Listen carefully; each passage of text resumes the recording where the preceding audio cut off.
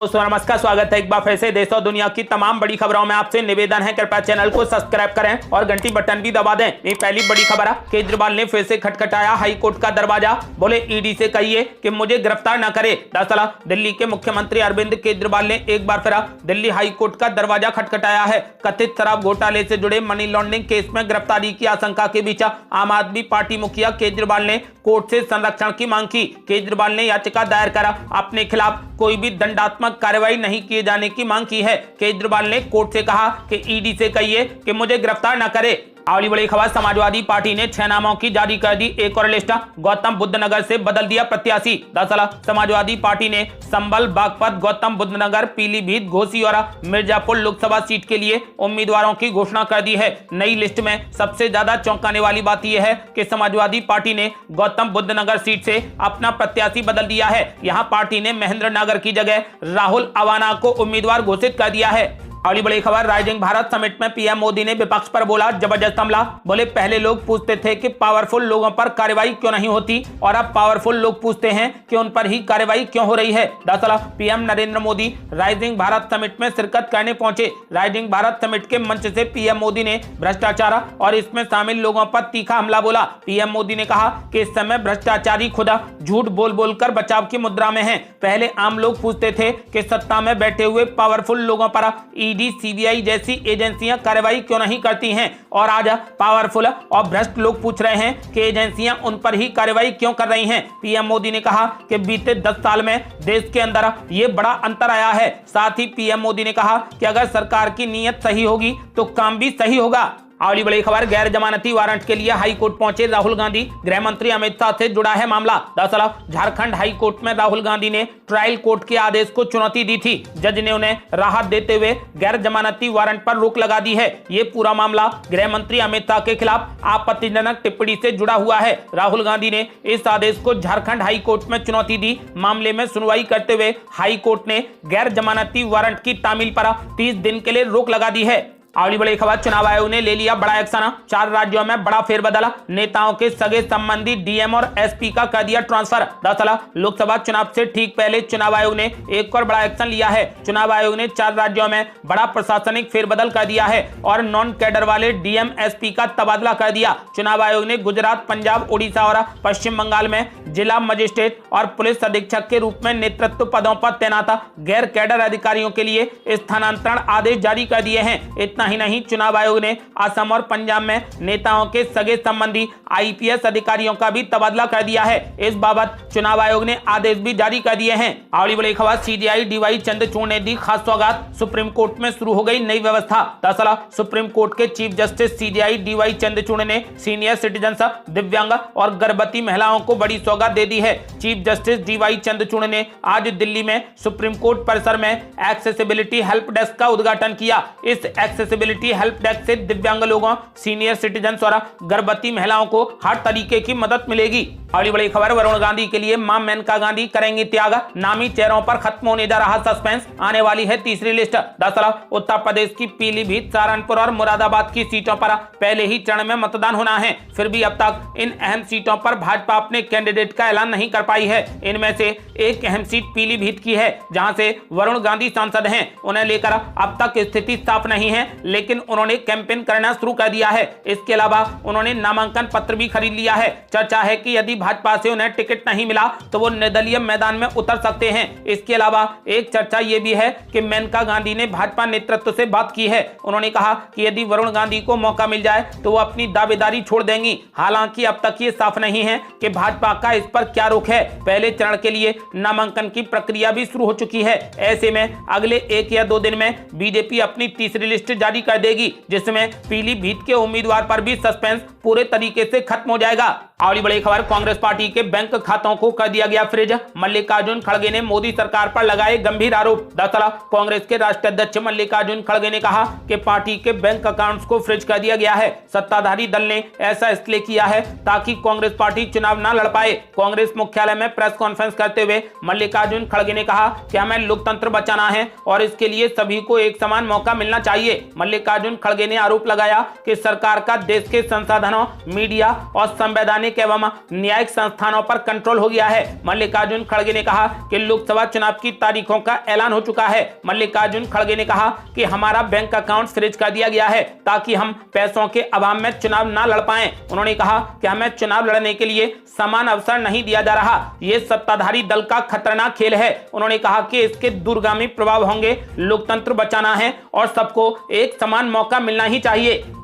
अगली बड़ी खबर, अकाउंट फ्रीज होने पर राहुल गांधी ने मोदी सरकार पर बोला जबरदस्त हमला। बोले 2 रुपए नहीं हमारे पास, टिकट लेना भी मुश्किल। दरअसल कांग्रेस नेता राहुल गांधी ने पार्टी के बैंक अकाउंट फ्रीज करने के लिए केंद्र सरकार पर जमकर हमला बोला। उन्होंने दावा कर कहा कि देश में लोकतंत्र नहीं है। उन्होंने कहा कि दुनिया के सबसे बड़े लोकतांत्रिक देश होने की बात झूठी है। उन्होंने कहा कि भारत की सबसे बड़ी विपक्षी पार्टी कांग्रेस का बैंक अकाउंट फ्रीज कर दिया गया है। उन्होंने कहा कि आज कांग्रेस के पास में 2 रुपए नहीं है कि वो नेताओं की मदद कर सके, यहां तक कि टिकट खरीदने के भी पैसे नहीं हैं। राहुल गांधी ने कहा कि देश में हर कोई जानता है कि जब उसका बैंक अकाउंट, एटीएम कार्ड या फिर उसकी फाइनेंशियल आइडेंटिटी मिटा दी जाए तो कितनी मुश्किलें आती हैं। अगर ऐसा किसी परिवार के साथ में किया जाए तो वो भुखमरी से मर जाएगा, किसी बिजनेसमैन के साथ किया जाए तो वो बर्बाद हो जाएगा। कांग्रेस नेता राहुल गांधी ने कहा कि ऐसा ही कांग्रेस पार्टी के साथ में किया गया है। हम अपने नेताओं, कार्यकर्ताओं को पैसा नहीं दे पा रहे क्योंकि हमारे अकाउंट फ्रीज कर दिए गए हैं। और बड़ी खबर, लोकसभा चुनाव से पहले बीजेपी ने उठाया बड़ा कदम।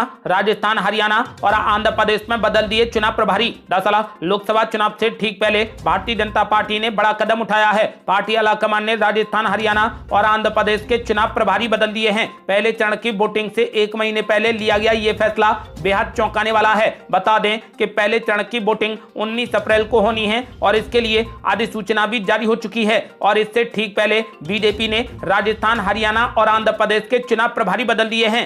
अगली बड़ी खबर, चुनाव आयुक्तों की नियुक्ति रद्द करने से सुप्रीम कोर्ट ने कर दिया साफ इनकार। कहा आदेश से कानून पर नहीं लगा सकते रोक। दरअसल लोकसभा चुनाव 2024 से पहले हाल ही में सरकार ने 2 चुनाव आयुक्तों की नियुक्ति की थी। इनकी नियुक्ति रद्द करने की मांग सुप्रीम कोर्ट से की गई थी और सुप्रीम कोर्ट ने आज इसे रद्द करने से साफ इनकार कर दिया। याचिकाकर्ता ने चीफ जस्टिस को भी चयन कमेटी में रखने की मांग की थी। जस्टिस संजीव खन्ना और दीपंकर दत्ता की बेंच ने कहा कि हमारे फैसले में उम्मीद की गई थी कि सरकार चयन पर कानून बनाए। उन्होंने कहा कि अब संसद में पास कानून के तहत चयन हुआ है, अंतरिम आदेश से कानून पर रोक नहीं लगा सकते। उन्होंने कहा कि विस्तृत सुनवाई जरूरी है। चुनाव के समय में और चुनाव के बीच में आयोग के काम को प्रभावित करना सही नहीं होगा। आपको बता दें कि फिलहाल सुप्रीम कोर्ट ने इस पर रोक लगाने से साफ इनकार कर दिया है।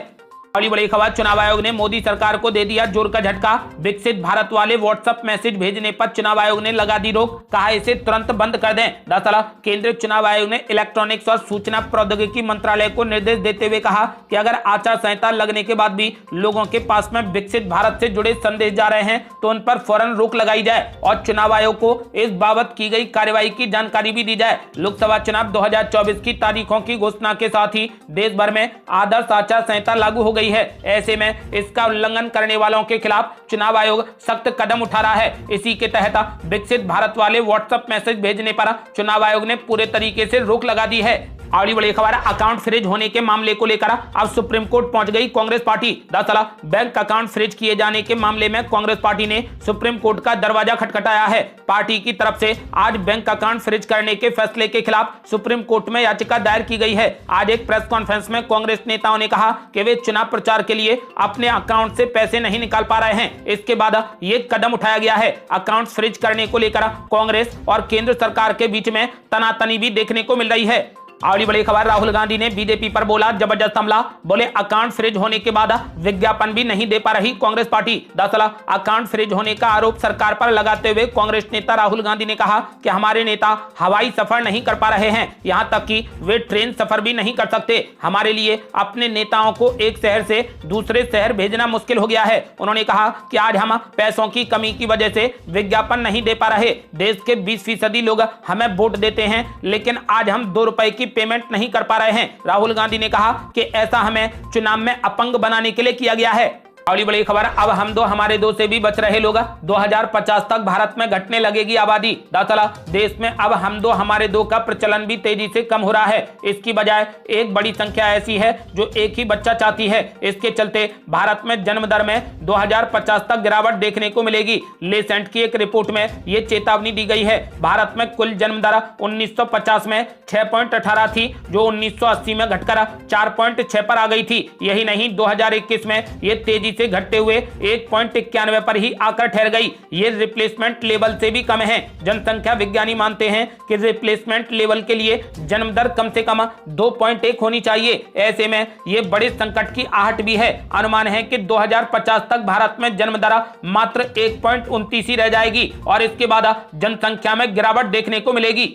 अगली बड़ी खबर, राज ठाकरे को नहीं मिलेगी एक भी लोकसभा की सीट, फिर बीजेपी से क्यों कर रहे डील। दरअसल पिछले कुछ दिनों से महाराष्ट्र की राजनीति में सत्ताधारी एनडीए गठबंधन महायुति में महाराष्ट्र नवनिर्माण सेना प्रमुख राज ठाकरे को भी शामिल करने की चर्चा जोरों पर है। इस सिलसिले में राज ठाकरे ने नई दिल्ली में गृह मंत्री अमित शाह से मुलाकात भी की। माना जा रहा था कि लोकसभा चुनाव में राज ठाकरे भी एनडीए के बैनर तले चुनाव लड़ेंगे, लेकिन अब कहा जा रहा है कि भाजपा राज ठाकरे को लोकसभा चुनावों में एक भी सीट नहीं देगी। सूत्रों के हवाले से टीओआई की एक रिपोर्ट में कहा गया कि भाजपा राज ठाकरे को लोकसभा चुनावों में एक भी सीट की पेशकश नहीं करेगी, लेकिन उसे आगामी महाराष्ट्र विधानसभा और बीएमसी चुनावों में भाजपा उचित सीटें देगी। इसके बदले में राज ठाकरे को लोकसभा चुनावों के दौरान एनडीए के पक्ष में चुनाव प्रचार करना होगा और 400 पार के लक्ष्य को साधने के लिए मराठी वोट जुटाने होंगे। अगली बड़ी खबर, पीएम मोदी के कायल हुए दो दुश्मन देश। लोकसभा चुनाव के बाद दोनों के राष्ट्रपतियों ने आने का दे दिया निमंत्रण। दरअसल रूस और यूक्रेन के राष्ट्रपति ने भारत में आम चुनाव संपन्न होने के बाद पीएम नरेंद्र मोदी को अपने अपने देशों की यात्रा के लिए आमंत्रित किया है। अधिकारियों ने बताया कि रूस के राष्ट्रपति व्लादिमीर पुतिन और यूक्रेन के राष्ट्रपति जेलेंस्की के साथ में टेलीफोन पर हुई अलग अलग बातचीत में मोदी ने दोनों देशों के बीच जारी संघर्ष के शीघ्र और शांतिपूर्ण समाधान के लिए भारत की प्रतिबद्धता को दोहराया है। आपको बता दें कि दोनों दुश्मन देशों ने पीएम नरेंद्र मोदी को लोकसभा चुनाव के बाद अपने अपने देशों में आने का निमंत्रण दिया है।